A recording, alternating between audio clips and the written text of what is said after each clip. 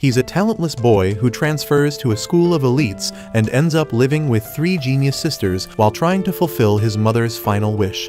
The story begins with a painfully average boy named Yu who gets transferred to the Seika Academy of the Elites only because his mom happens to be a legendary prodigy who graduated from there. Yu steps into the boxing ring and gets absolutely wrecked by the vice captain of the martial arts club, who calls him a pathetic weakling. Seeing his poor performance, the crowd doesn't hold back either, tossing insults left and right. Wondering how someone this clueless could possibly be the son of Sabara Ayase, Yu gets back on his feet, trying to fire himself up with memories of his late mother, whose beauty and acting skills were admired across the globe. Sabara was so gifted that she graduated at the top of her class from a prestigious international university.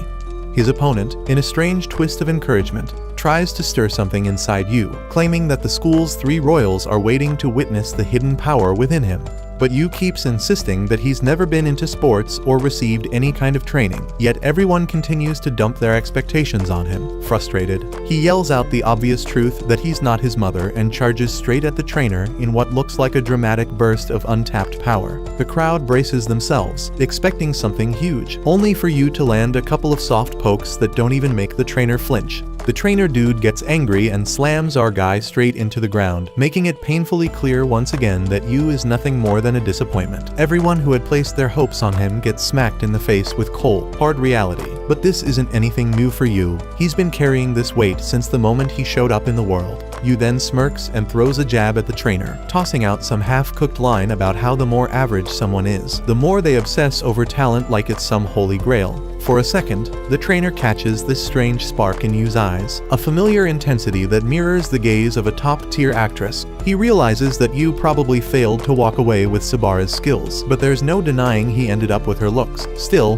the trainer shakes it off as Yu turns to walk away. Right then, his sidekick comes rushing over, reminding him that the royals are watching this rookie like hawks. That little reminder finally pushes him off the deep end, and now he decides he's just going to beat the talent into him, lifting his arm to deliver one last brutal move meant to whip Yu into shape. But just before the punch can land, an orange-haired fighter storms in from out of nowhere and sends the trainer flying, calling him a complete disgrace to martial arts for picking a fight with amateurs. Everyone in the dojo calls her captain. Right then, a blue-haired and a green-haired lady strut in like they're crashing a concert, demanding to know how the actress's son did on the test. The blue-haired one is Kazuki, famous enough that her show tickets vanish before they even hit the shelves. The green-haired one is Miwa, the youngest title holder in shogi, because apparently, some people peak before puberty. As for the orange-haired fighter who jumped in earlier, it turns out she's Nico from the athlete program, a martial arts champ with a flawless record and an ego to match. The crowd loses its screaming, because these 3 drama queens are none other than the school's so-called 3 royals. Kazuki steps forward and demands to know how well Sabara's son did in the test, hoping they could squeeze a 4th royal out of him, but the trainer dude shoots that down by calling the boy a mediocre noob whose talent probably registers in the negative. The 3 hotshot ladies tell our boy flat out that there's no use for someone like him at their school. Yu pulls out a shiny paper and tells them he couldn't care less because he has already made up his mind to join the general education program. The 3 ladies look like they've just heard a myth because none of them even knew their school had such a thing. And before the boy can walk out of there with whatever dignity he has left, he ends up being dragged into cleaning the dojo since losers apparently scrub floors. By evening, when Captain Nico and her squad show up at the dojo for their training session, they all scream like they saw a ghost because the place is actually spotless for once. Apparently, the trash dwellers have never seen the dojo this freakishly clean. While heading back home, Yu quietly wonders how he has never once denied being a disappointment. Ever since he was a kid, he craved the kind of praise his mother used to get. But it didn't take long for him to figure out that while his mom was a walking prodigy, he was just some average nobody. As he tried every possible talent he could get his hands on, he slowly ended up pushing himself further away from his mom. There was this one drama she acted in where she played a housewife, and even though that was way too low profile for someone of her caliber, both Yu and his mom adored the show. When his mother got hit with a terminal illness, the two talked about how their favorite part of the show was the bit where each episode ends with a family dinner. That was the first time in years his mother opened up to him properly, and that's when Yu finally realizes she had always dreamed of having a family as warm and beautiful as the one in the show. Sadly, that little happy moment doesn't last too long. and the lady ends up kicking the bucket after asking her son to go and find himself a happy family. The boy packs his things, and while hoping to make up for everything he and his mother missed out on, he heads to Mikadono's place. The mansion's owner sends him the keys along with a note telling him he can sneak in whenever he wants. As he steps inside, he gets completely thrilled seeing how massive the place is. He starts wondering who this Mr. Mikadono even is, and just as he sits down to unpack his stuff, Nico shows up in full attack mode, desperate to knock out what she thinks is a burglar who broke into her house. Our guy tries explaining that he's not who she thinks he is, but the shabby lady ends up slipping and falling flat on the floor like a cut scene out of a cheap comedy. Yu takes this golden moment to mock her, throwing in that even prodigies hit the floor sometimes, then tosses a towel on her as if he's doing charity. Right then, Miwa and Kazuki show up and ask what this boy is doing in their house, and Nico's quick to point out he's clearly a burglar. As our hero tries to figure out why these royals are even here, he gets a call from Mikadono himself. The man asks if he's found the place and goes on to explain that his late mother was not only his friend, but also his benefactor, which is why he's now returning the favor. The shady mister then adds that he forgot to tell him that he has 3 daughters and tells the boy to get along with them. Yu turns toward the sisters, remembering his mother's dying wish, and starts thinking that now he actually has to become a family with the 3 Mikadono girls. To him, this whole situation feels nothing short of a dream.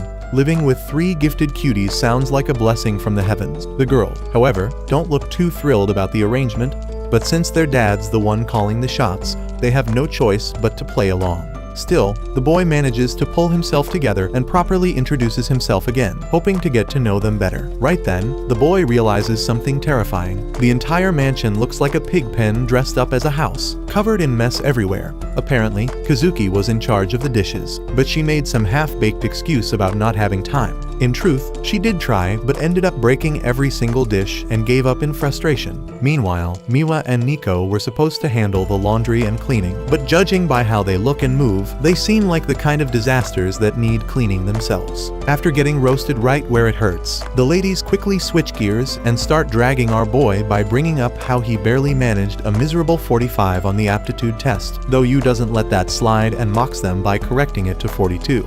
While the 3 of them keep bickering and throwing around useless complaints, they glance around and slowly notice that everything is suddenly shining like a 5-star hotel lobby. Turns out, while they were busy running their mouths, the boy had already turned into some sort of cleaning wizard. The next morning, our boy wakes up hoping to get to know the ladies better over breakfast since there's no school today. He plans to rest up a little, but that idea dies quickly thanks to non-stop earthquakes shaking the whole place, which turns out to be Nico casually splitting tiles with her bare fists in her personal dojo. After witnessing that madness, he heads over to check on the others. Miwa's busy playing shogi and arguing with an AI, while Kazuki looks like she's running a drug lab, tossing random stuff into a blender and making a suspicious milkshake that might either poison someone or kill them outright. When he asks what she's doing, Kazuki mocks him and says it's just their version of a morning routine, the same way people like him need to brush their teeth and do other basic stuff. As Yu tries suggesting dinner together, the eldest Mikadono daughter tells him to handle the house since they'll all be out with packed schedules and rehearsals. He then turns to Miwa to invite her for breakfast,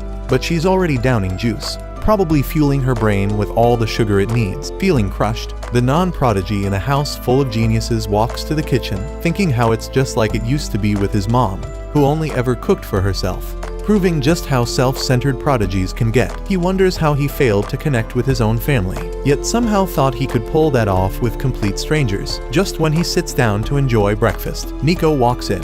Though she clearly wants to eat all the neatly baked food, she controls herself and claims it's an unbalanced meal for her. Yu starts licking the food to tempt her, but she loudly complains about the excessive carbohydrates and lipids, adding that she still needs at least 20 more grams of protein along with vitamin B. Yu finds it ridiculous how someone needs to calculate nutrients before eating. Nico explains that for her, eating right is just as important as training. As the girls get ready to leave, he remembers how his mother used to follow different diet plans depending on the type of shoot she had. When the ladies rush out toward the gate in a hurry, he suddenly appears behind them and says they've forgotten something. That instantly sends a chill down their spines, and they begin checking everything in panic while arguing over what's missing. But he only meant to wish them a good day. Even though they find it unnecessary, the girls end up blushing on their way to practice and somehow feel a little happy about it. Meanwhile, Yu moves on to doing the dishes, and in the middle of it, he receives a call from the shady Mr. Mikadono. The man informs him that he won't be around much due to his responsibilities, which basically leaves Yu stuck alone with the 3 girls. The uncle then asks him for a favor, saying he should support his daughters since they'll soon be facing their own hurdles. According to him, simply being there for them would be enough to help them open up. His future father-in-law goes into detail that each of the sisters has their problems to go through. Firstly, Kazuki has an upcoming audition. Nico will fight for the top spot in the Karate Nationals, and Miwa has to fight for her title in a shogi match. Hearing that his chances of smashing will skyrocket if he is successful in helping the girls out, Yu gets really excited and hangs up. After taking a deep breath, Yu wonders what someone useless like him can even help them with the physique of a chihuahua and the brainpower of a vacuum cleaner. He doubts he can help prodigies who don't take a minute off even on the weekends. However, that's when it hits him that if they fail, they will be called failures just like he's been his whole life, and to make sure that doesn't happen to them as well, he swears he will never let them suffer. He begins by going out on a journey to understand each of the girls to win over their hearts with wholesome family dinners. As the sun sets, Nico gets back home from training looking all depressed when her heart suddenly pops out of her chest because she completely forgot she has a man-slave living under the same roof. Yu takes a bit of the soup out of the pot and charmingly licks it up like holy nectar, making Nico go doki doki, and then offers her to taste his cooking for herself. But she smugly shoots him down and says she doesn't need his extra creamy stuff because she brought her own.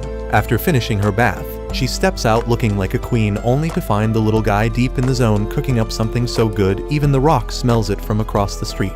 Yu goes through dozens of recipe books and locks in every detail to craft the ultimate dinner. Watching him go so hard even after she brushed him off earlier seriously gets under Nico's skin. Just then, Miwa walks in, and Yu grins like a proud chef announcing he's about to serve soup so good it will curl her toes. Seeing him act like a complete dork, the girls assume he's just running his mouth again. That's when Nico remembers the old days when the sisters had a private chef cooking 5-star meals with premium ingredients, but even 5-star refused to eat that fancy slop because it seriously lacked nutrients, and she only eats what's good for her body. Later that night, the redhead is in her room chugging down Taco Bell like a starving African when curiosity finally wins her over. So she sneaks into the kitchen, sees Yu isn't there, and spots a fine feast waiting on the table. That's when Yu jumps out from behind and hits her with a surprise nutrition attack and drops facts like the meal's packed with protein, vitamins, and minerals more than enough to get ripped, plus his secret sauce to help it all go down smooth. Overwhelmed by the stats, she admits defeat and Yu collapses because he is drained from talking to a diet expert the entire day just to craft the perfect dinner for her. Realizing how much effort he put in, Nico turns redder than a ripe tomato and finally sits to give it a try. The second it hits her taste buds, she tells him to pass her compliments to the chef. Yu, meanwhile, starts to wonder if he really can tame her with food the way he tames cats in Minecraft, but his goofy face makes her visibly uncomfortable. Meanwhile, Miwa's already drooling at the sight of the spread and tries to sneak downstairs for a bite. But Yu catches her mid-sneak and starts bombarding her with nutrition facts until she gives up and joins the table like a normal person. Hearing that he tailored the food for Miwa too, Nico's respect for Yu spikes through the roof. Miwa points at her sister's rare soft expression and notices it's been a while since she's looked like that, and also notices Nico's packed on a few pounds. Nico snaps back that Miwa's not exactly model material herself, but Miwa just laughs because all the goods go up top while the rest fuels her galaxy brain. While Yu is satisfied watching the sisters chat, Kazuki walks in and is instantly disgusted to see them eating together at the table like some kind of wholesome family. The Riz Lord sneaks up on her and casually lets her know he's got some brown rice packed with B12 for her skin, along with a salmon marinade full of antioxidants to wipe out all the depression from her long day at work. His pitch nearly works, but she shuts him down cold and refuses to be charmed like her weak-willed sisters. Nico snaps back and defends Yu's weak-willed tensions, but Kazuki makes it crystal clear she isn't against family bonding, and it's just that eating a peasant's cooking at the same table like a normal family doesn't quite suit the princess. And just like that, the last sliver of Yu's self-respect vanishes into the shadow realm, seeing him look like his grandma just died. Nico grabs the plate from his hands and starts eating to cheer him up. But Jinwoo recovers instantly and strongly warns her that if she keeps stealing extra servings, she really will turn into a chubby teddy bear. Miwa is baffled whether he even wants them to eat his cooking or not, while Nico nearly pops an aneurysm from his disrespect. Jinwoo politely declares that it's his job to track everything that comes in or out of her body, and his outrageous wording nearly makes Nico explode in embarrassment. 3 days have passed since Jinwoo moved in with the Mikadono sisters, but despite his tireless efforts, Kazuki still refuses to touch anything made by his filthy hands, recalling their father's order to help the girls reach their full potential. Jinwoo channels his inner Lelouch and makes a plan A. During break time, high-pitched squeals echo through the halls as a crowd of girls swarms Kazuki-senpai like moths, showering her with bottom-tier praise. Jinwoo's jaw hits the floor at how wildly popular she is, but he braces for impact and waves hello at the pack with a big smile. The girls instantly recognize him as that talentless bum, and Kazuki tells him to be gone before he taints her divine aura with his loser energy while shooting him a glare like he's used toilet paper. But Jinwoo calls her a meanie as he announces he stayed up all night trying to win her over, and he has something only he can give her, and he is sure she would love it, obviously talking about his cooking. The girls are wildly flustered, so Kazuki shouts at Jinwoo to stop misleading everyone with his nasty statement and swears she's going to make him pay for this when they're back home, which digs the hole even deeper. Her army of fans bombards her with questions, so Jinwoo uses the chaos to slip away. Later, Jinwoo meets up with Nico to strategize on how to win over Kazuki and ends up shocked at how much the karate club depends on her. But as soon as she spots him, Kazuki remembers his outrageous claim from the day before, and the sheer audacity of him showing his face again makes her livid. Her devoted simps instantly question who this fool thinks he is calling her by her first name so casually, but one look at the Demon Queen sends them running. Jinwoo quickly realizes he won't make it out in one piece if he keeps this up, so Miwa is officially the only card he has left to play. Elsewhere in the school, Miwa is busy playing shogi on her phone when she hears her classmates struggling over a problem. She does some quick math and bluntly says they must really be deficient in brain cells if they can't even solve something that easy. As expected, the girls make a quick exit with their last shred of respect intact, and Jinwoo watches them on their way out. He walks into class, but after sensing Miwa's completely different mood at school, he tones down his excitement. Jinwoo politely invites her to join him for lunch in the cafeteria, but she tells him to get lost. When Miwa realizes he won't give up,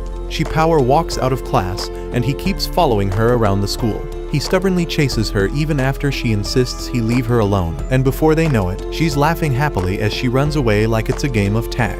After playing around, the obviously not athletic duo pants like dogs with asthma, and he points out that she seems like the silent kid in class. Hearing that, she confesses that the low-wit conversations of average high school girls are too hard to relate to because she is one of the royals. When Jinwoo says he can relate, she stares in raw confusion at how that's even possible. Sitting down with peak confidence, he says he's also pretty royal, or rather royally short, intellectually disabled, and a royal failure despite the charming looks he inherited from his amazing mother. He tries to explain to her that being different is not really a bad thing, and in the middle of his motivational TED talk, Jinwoo forgets what he was even talking about, which really gets on Miwa's nerves. But after roasting him for a bit, she calls him a baka, her little baka. While eating lunch, Jinwoo tells Miwa he's looking for a way to win Kazuki over because he's running out of straws to grasp. So she tells him that when she was 3, she saw her sister really happy when their mother made a meal special just for her. But that's pretty much all she remembers, which leaves Jinwoo utterly shocked because his goldfish brain can't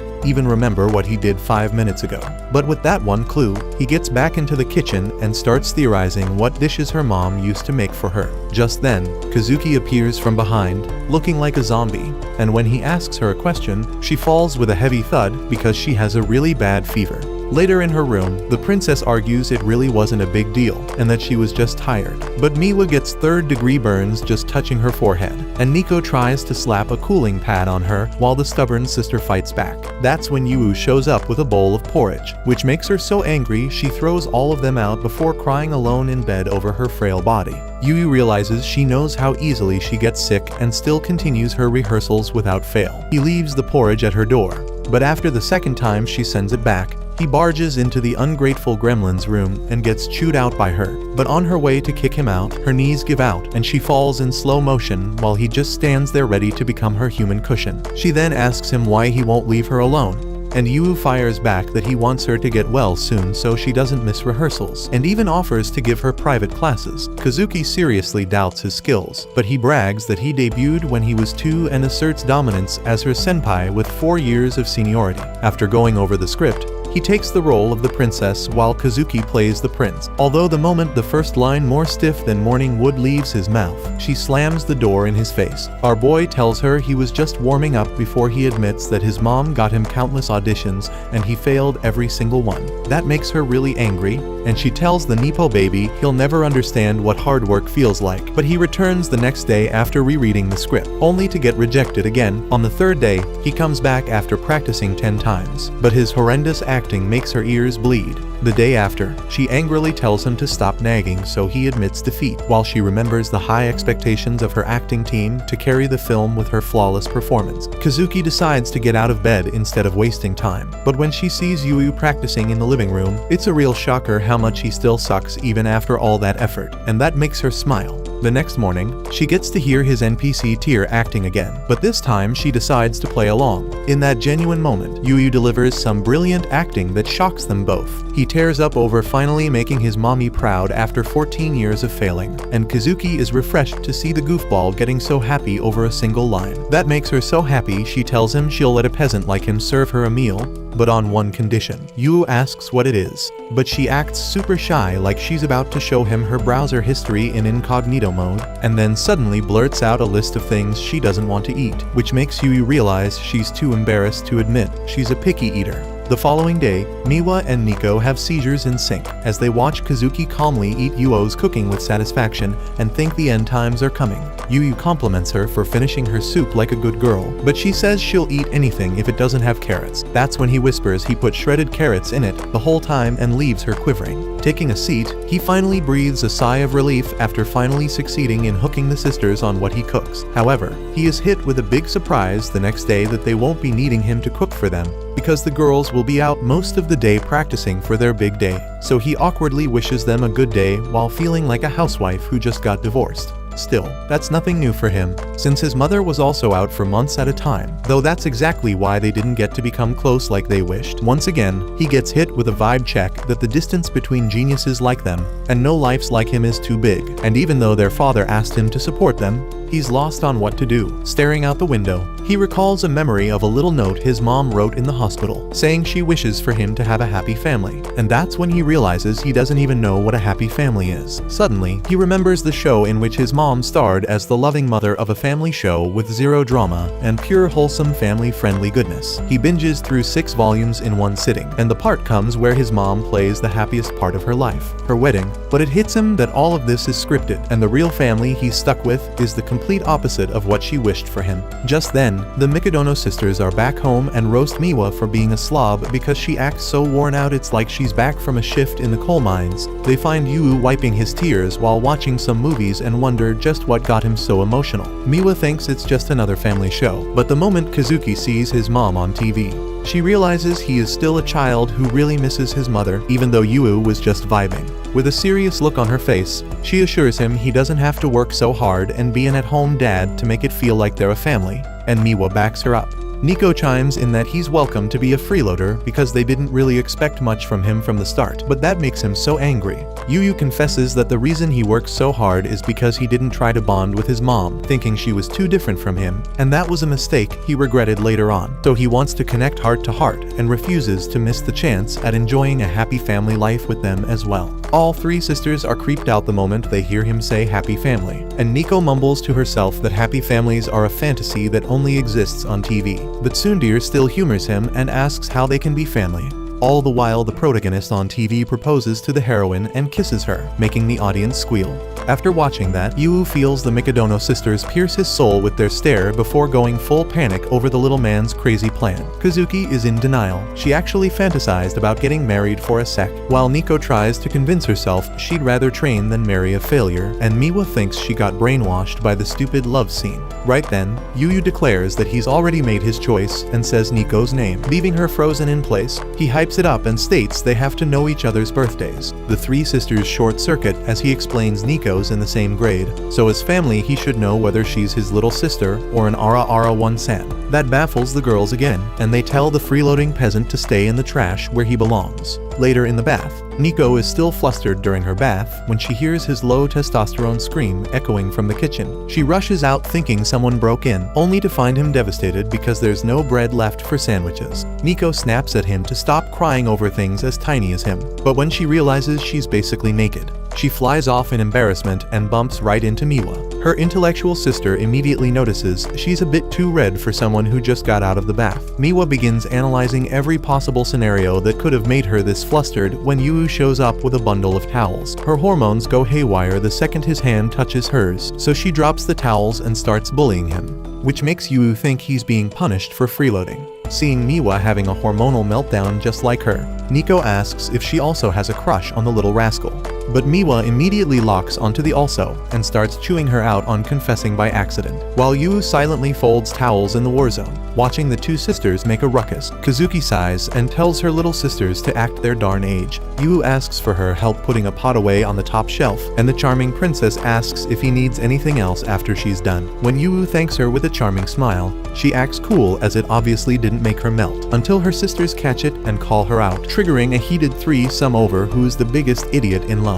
Eventually, Yu gets fed up and tells them all to knock it off because they're family. He also admits he has no clue what they're fighting about, which leaves the girls staring at him in raw disappointment. After they leave, he sighs and then notices they've left the entire living room in shambles. While cleaning up, Yu quietly reflects that real life will never be as perfect as it looks on TV. Even then, the dinner they shared is a memory he'll always treasure. He finds himself wishing for a happy life with them, and that's when he stumbles across an unexpected treasure, a photo of the Mikadono trio as adorable little kids. He instantly overdoses on the cuteness and wonders how they went from that to what they are now. He wishes he could take a new photo of them under the cherry blossom tree and decides to ask around about who forgot the picture. But when he checks with the sisters, all three immediately slam the door in his face. That only fuels Sherlock Holmes' suspicions that one of them is hiding something. And if someone's holding on to this photo, it means deep down one of them misses the good old family days just like he does. However, the next morning all three sisters go their separate ways, shutting down his private investigation before it begins. Still, he's impressed to learn that these prodigies travel all over the country and decides to dig deeper into where their events are being held. And that's when he hits the jackpot. Later that night, Yu warms up some milk to help Kazuki sleep better, but Miwa and Nico look visibly annoyed because they forgot to book a hotel room. Right on cue, their knight in shining sarcasm stuns them by revealing he already booked a hotel for them. He hands them 2 separate maps and cheekily wishes them a happy stay because he picked out a 5-star place for them. Miwa's not that thrilled and pouts that she can't be happy eating trash food for 2 days, and Nico agrees. That's when the cheeky gremlin asks if she's saying she can't even go a single day without him, making her cheeks redder than roses. The smug goblin grins widely and says he's happy to join them. Later at the shogi tournament, Miwa dominates her opponent like a boss within seconds, leaving everyone stunned by her raw talent. On her way out, a woman informs her that her next match will be against a 4th grade master, so it might be a challenge. But Miwa walks off looking bored and thinks about practicing with AI at the hotel. That's when a breathtaking view of cherry blossoms completely captivates her. She recalls wholesome memories from their childhood and heads back to the hotel, only for her jaw to crash into the basement on seeing a disguised Kazuki checking in at the counter. The 2 sisters immediately start questioning each other, and in the middle of that, Nico also makes her entrance and drops her bag in pure shock. Finally catching on, Miwa asks the Flamehead if her tournament is also in the same town. Yu shows up all smug and comments how it's pretty wrong for 3 sisters to not even know each other's destination. He proudly reveals that since they don't talk, he made time for them to do exactly that. The sisters start raging when they learn he booked them into the same room.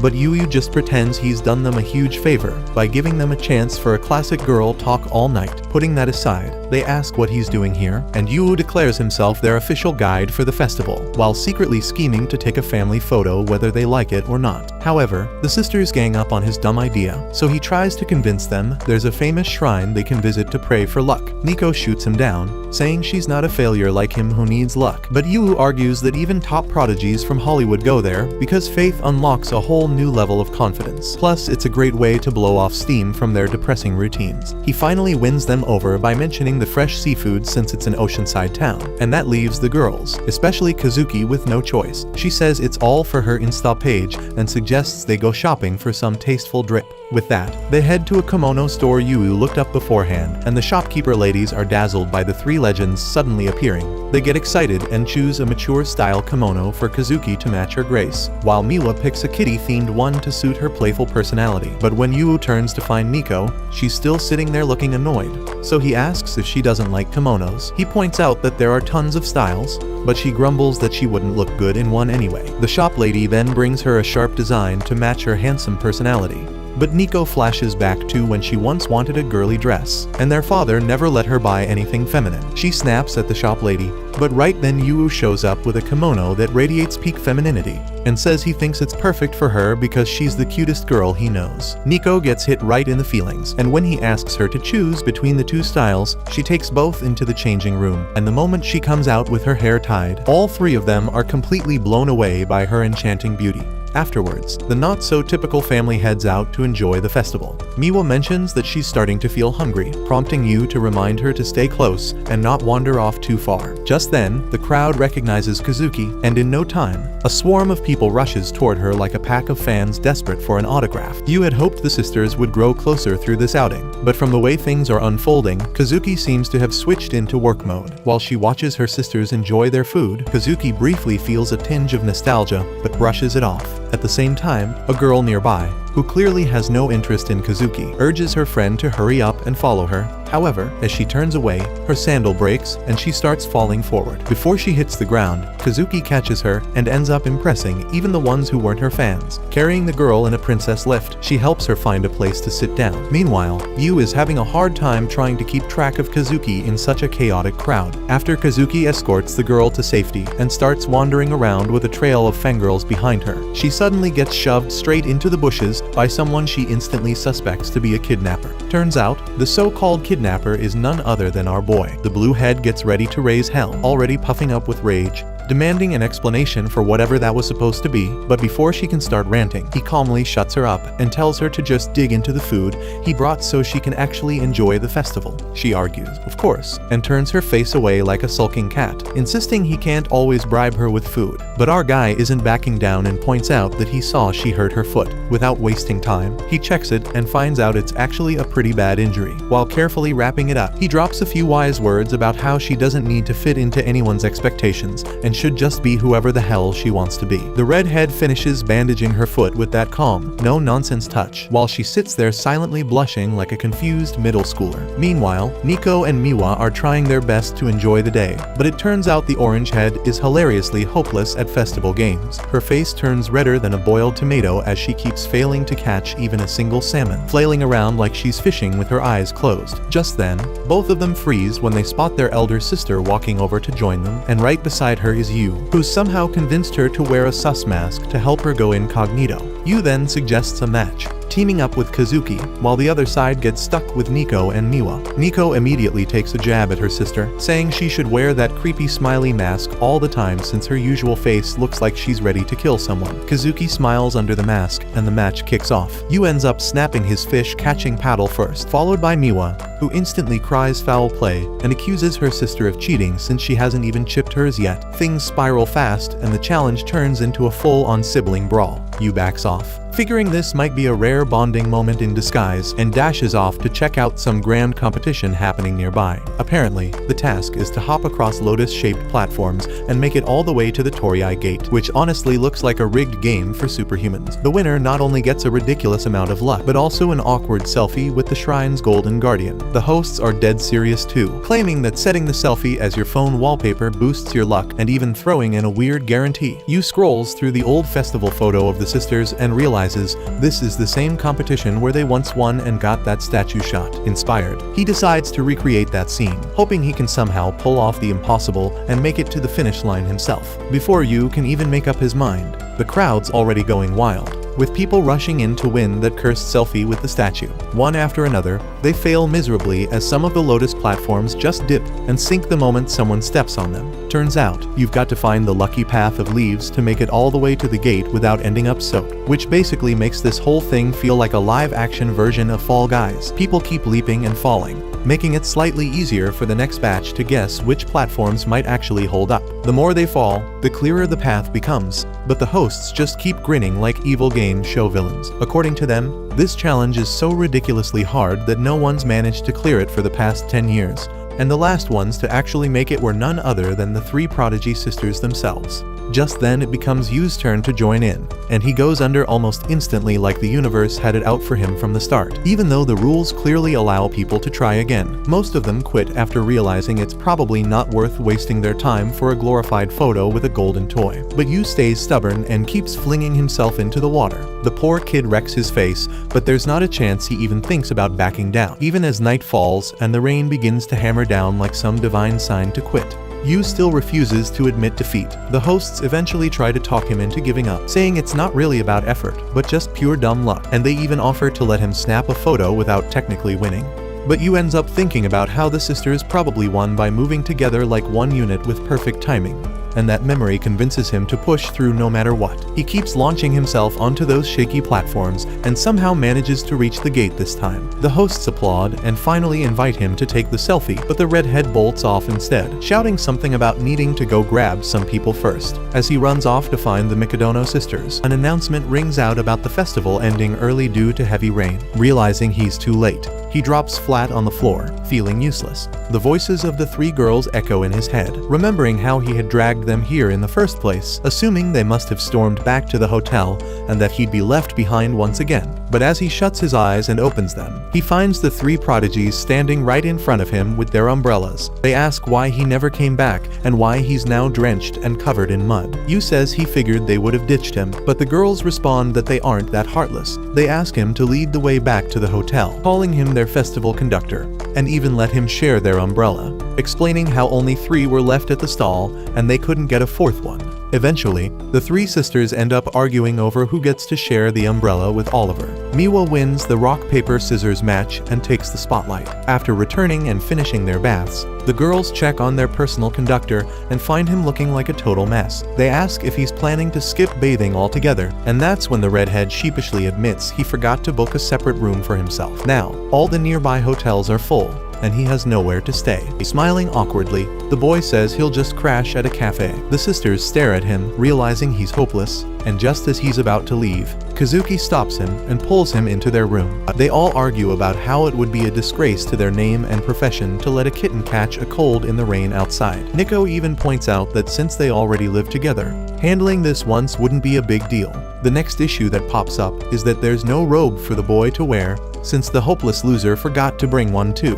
After a few awkward glances and fidgety moments, Yu finally spots an extra robe and hurries off to take a shower. While he's bathing, he yells out from behind the door, telling them to forget he even exists and just get a good night's rest. Eventually, the lights go out and everyone settles in to sleep. But now a new problem arises. The 3 prodigies find their hearts pounding, unable to fall asleep. Their faces stay flushed, despite having no fever. The story then rewinds a little, revealing that Yu actually succeeded in his mission to get the 3 sisters to take a photo with the statue. As expected, he messed things up again and ended up clowning around, which only made the sisters laugh harder. Back in the present, when the boy enthusiastically checks his bag, he can't find the old photo of the 3 sisters. Instead, he discovers a letter saying she's taken the picture back. He smiles, happy that the photo is now with its rightful owner, and falls asleep in mere seconds. Seeing him knocked out so quickly, the 3 girls quietly sit up, wondering why they're all still awake. They exchange glances and softly start talking about how they haven't changed one bit. They argue and laugh over old memories, realizing how even though they live together, life has kept them so busy they barely have time for moments like this. Miwa turns around and checks both the old and the new photos with her sisters, confirming that she was the one who had kept the original safe all along. She chuckles, thinking of Yu as a lovable idiot who went through all that trouble just to get them to take another photo together. The 3 sisters silently thank the boy in their own hearts before finally drifting off to sleep. The next morning, as chores are being taken care of, Yu casually checks the news and is surprised to see headlines praising the 3 prodigies for delivering outstanding results,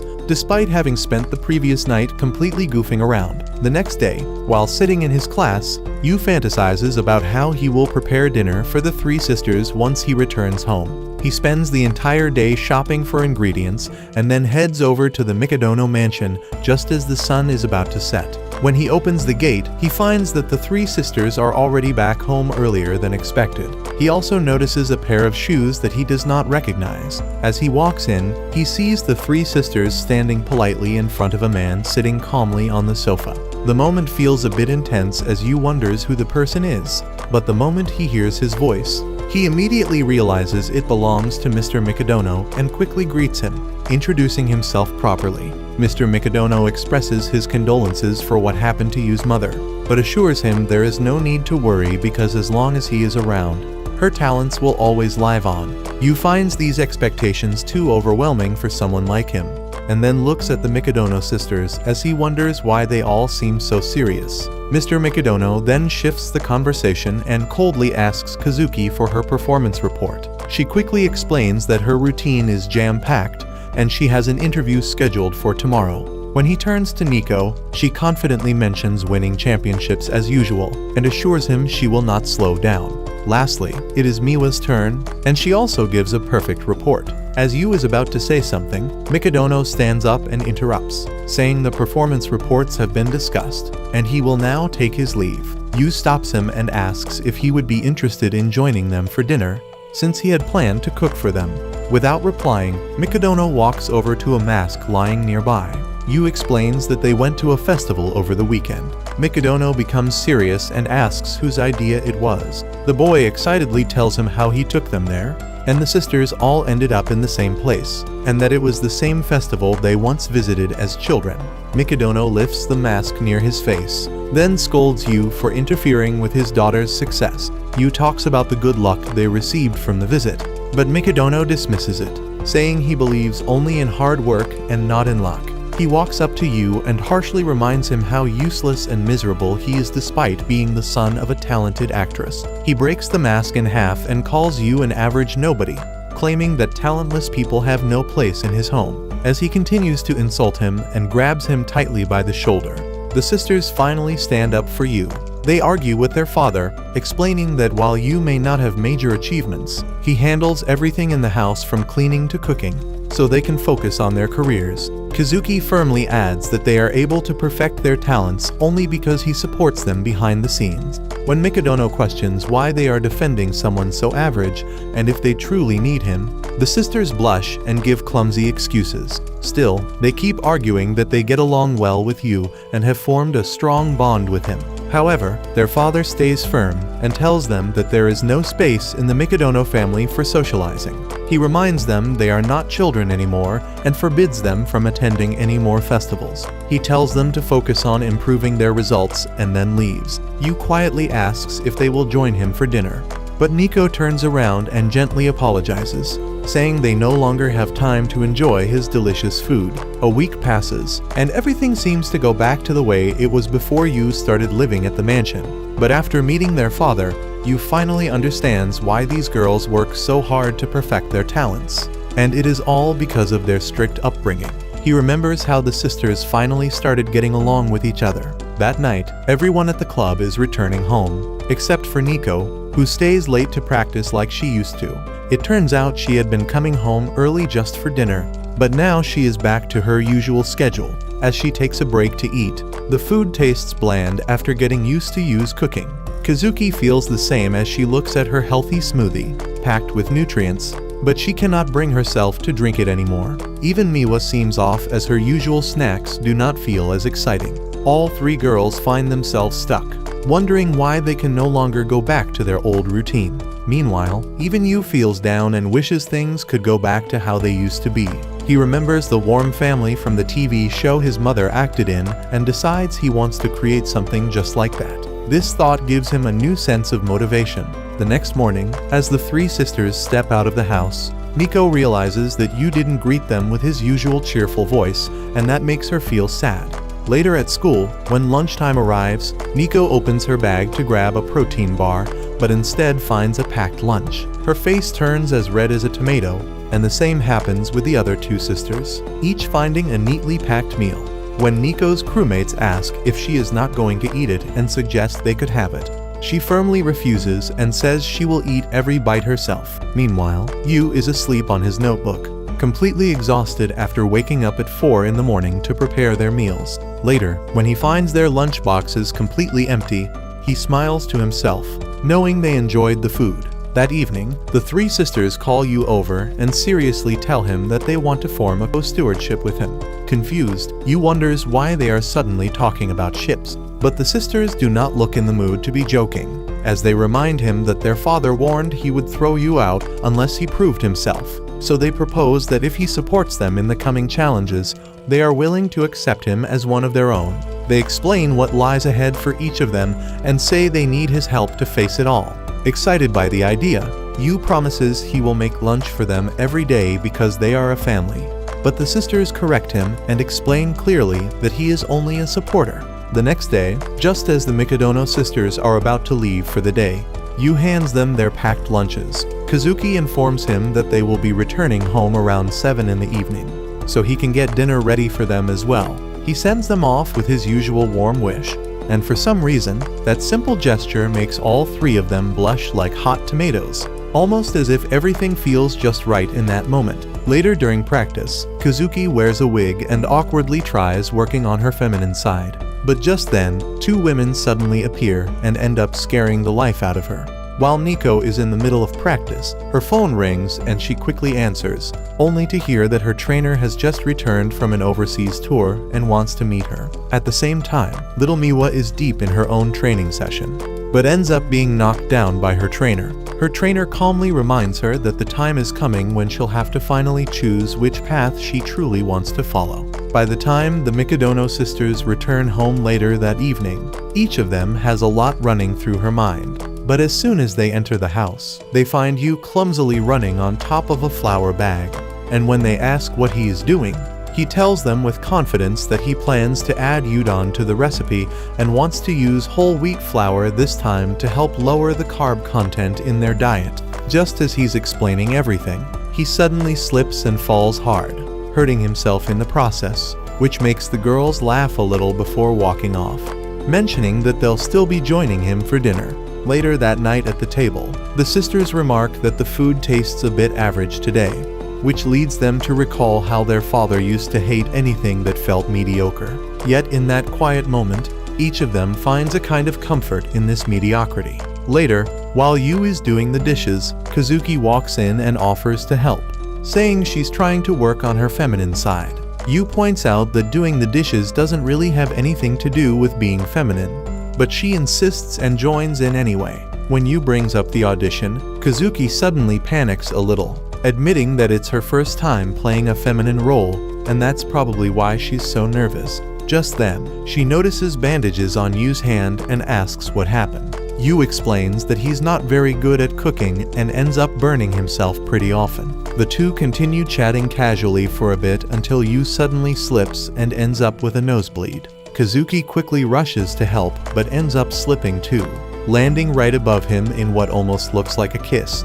She quickly gets up, and while Yu starts apologizing, she brushes it off, saying it was just an accident. Later, while taking care of his nosebleed, Yu cannot help but feel sorry for the girl as she literally kissed a guy with a bleeding nose. Yet she does not seem bothered at all, which makes him realize she must be used to scenes like that on stage. Still, he feels bad for himself too, knowing his first kiss ended up tasting like blood. On the other hand, when Nico mentions it might rain, Kazuki turns on the TV to check the weather, only to find a kissing scene playing instead. She quickly turns it off and tells Nico to check the weather online instead. After that, she comes across Miwa and says her jelly looks tasty.